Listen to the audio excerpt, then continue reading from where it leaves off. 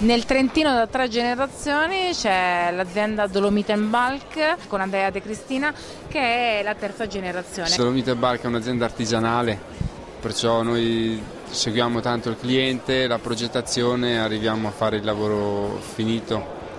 Quindi direi il legno al centro e anche il cliente.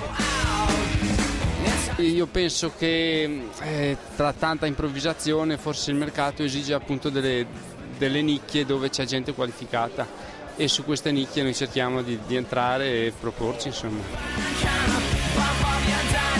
Noi siamo specializzati sulle finiture esterne, sulle scale interne, però ecco, seguendo particolarmente il cliente nelle sue esigenze, insomma. Dolomitenbalk.it